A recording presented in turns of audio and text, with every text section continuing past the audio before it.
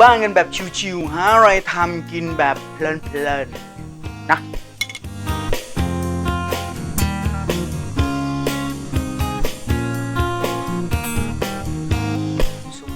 ซุปเต้าหู้ใส่สาหร่าย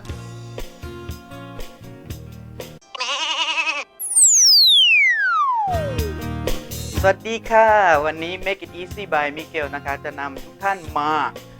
อยู่บ้านกันแบบชิวๆหาอะไรทำกินแบบเพลินๆผมอาจารย์เพลินเชิญครับเชิญมารู้จักง่ายๆคือมันมีอาหารญี่ปุ่นอยู่อันหนึ่งที่เป็นเหมือนซุปที่เราเวลาไปทานในร้านแล้วมันก็จะแบบแพงหน่อยอะไรเงี้ยแต่ว่าเชื่อหรือไม่ว่ามันสามารถดัดแปลงได้นะเดี๋ยวจะลองเทสดูนี่คือครั้งแรกเหมือนกันตอนนี้เราก็จะไปดูซิว่าในตู้ของเรานั้นนะมีอะไรเต้าหู้ตามหาเต้าหู้ต้องอยู่นี่เต้าหู้ไม่ยากจะโฆษณาต้นหอมผักชีนะคะโอเคปึ๊บก็ต้องมาหาในเนี่ยแหละในกลุ่มของเราว่าอุ้ยเพราะมันมีน้ำจิ้มคือคราวที่แล้วเนี่ยใช้น้ำจิ้มไก่ในการทำผัดคะน้าแม่นบอกทีนี้คราวนี้เนี่ยนึกขึ้นมาได้ว่าในตู้เนี่ยมันก็จะมีของที่แบบเก็บใช่ไหมมันมีเต้าหู้นะเป็นเต้าหู้แข็งแล้วก็อนุมานเอาว่ามันน่าจะใช้ด้วยกันได้ดังนั้นเดี๋ยวจะลองอัดแรงนะครับโดยการเอาน้ำจิ้มมาข้าวมันไก่เหมือนเดิมนะเอาน้ำจิ้มข้าวมันไก่เหมือนเดิมใช้ทำน้ำซุปเต้าหู้ใส่สาหร่ายสิ่งที่เราต้องใช้ก็คือมีเต้าหู้แข็งนะครับต้นหอมซอสน้ำจิ้มไก่ไปลุยกันเลยเตรียมของก่อนนะครับเราจะเอาเต้าหู้นะครับมาแล้วเราก็จะหั่นปุ๊บให้มันกลายเป็นเต่าน้อยนะคะเต่าน้อยอุ้ย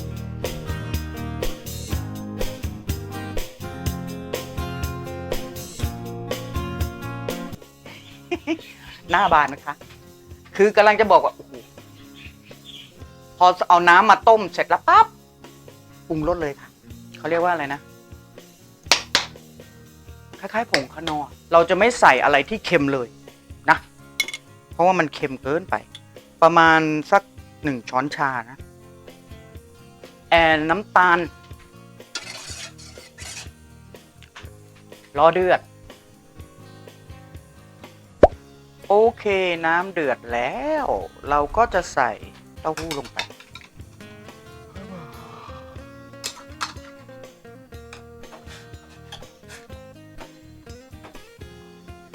แล้วเราก็เอาไอ้ตัวน้ำจิ้มไก่นะใส่ลงไปเลยแล้วถ้าจะให้ดีเราก็ต้องมีซอสของความเป็นญี่ปุ่นนิดนึงคิโกเมงปุ๊บเดือดแล้วใส่โนริลงไปเลยเดี๋ยวเราปิดปึ๊บขั้นตอนสุดท้ายใส่หอมครับ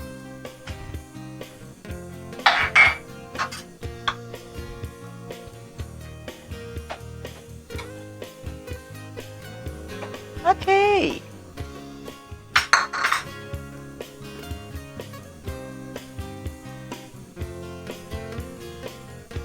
ลองชิมซุปที่แบบอะแดปในบ้านหน่อยสิซุปเต้าหู้แบบเกาหลี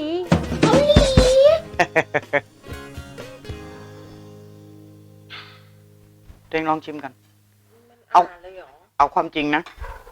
ขอดมกลิ่นก่อนกลิ่นคล้ายๆข้าวมันไก่เนาะทานีก็มันเป็นน้ำจิ้มข้าวมันไก่เราเหมือนเรากำลังกินน้ำจิ้มข้าวมันไก่ปลา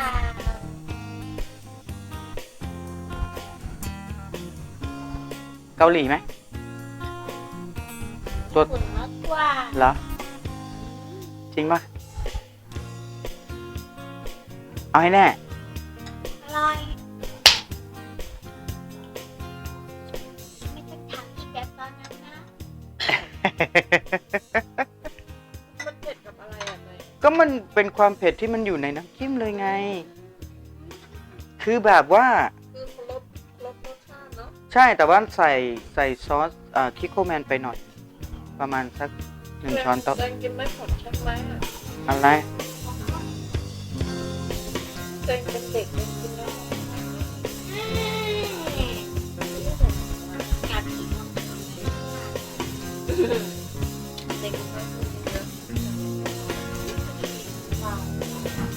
เยอะ อร่อยค่ะ โอ้โหมีเลอเข้าไปด้วย เลอเลิศประเสริฐศรีว่ะ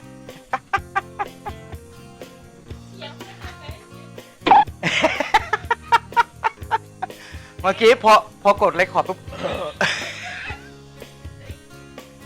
ทำไมเป็นคนหนึ่งนี่ พอกดเรคคอร์ดปุ๊บ คือกำลังจะบอกว่าซุปเต้าหู้แบบเกาหลีแบบนี้โดยมีวัตถุดิบเป็นน้ำจิ้มข้าวมันไก่เนี่ยนะครับก็มันก็ง่ายเนาะแล้วก็อร่อยด้วยใช่ไหมแล้วมันก็มีข้อดีสำหรับสุขภาพด้วยนะเพราะว่าเต้าหู้เนี่ยก็โอ้โหเป็นโปรตีนที่มาจากพืชอย่างดีนะครับแล้วก็เหมาะสำหรับอย่างตัวเล็กเนี่ยแพ้นมวัวเนี้ยโปรตีนที่ได้มาจากพืชก็เป็นเรื่องที่ดีที่สุดนะครับเมนูนี้ถือว่าเป็นเมนูที่ง่ายไว้ทานยามท้องว่างเช่นช่วงบ่ายก่อนมื้อเย็นนะครับหรือช่วงรอหรือไม่ก็จะเป็นช่วงที่เราแบบเขาเรียกอะไรนอนไม่หลับดึกๆนอนไม่หลับแทนที่จะกินของหนักๆเนี้ยก็กินเป็นซุปแบบนี้สักถ้วยน้อยๆอย่างเงี้ยค่ะแล้วก็นอนขิงก็ดีเต้าหู้ก็ดีต้นหอมก็ดีหมดเลย Make it easy นะครับบายมิเกลก็ง่ายๆในบ้านมีวัตถุดิบเล็กๆน้อยๆแต่ว่าเน้นหนักไปที่น้ำจิ้มซึ่งมันมีอยู่แล้วเอามาอัดแอปทำอาหารง่ายๆทานนะเจอกันใหม่ในเทปหน้ายังไม่รู้ว่าจะทำอะไรบายบายก่อนสำหรับวันนี้บายบายค่ะ ทานง่ายๆระบายดี ห้ามตดนะ อ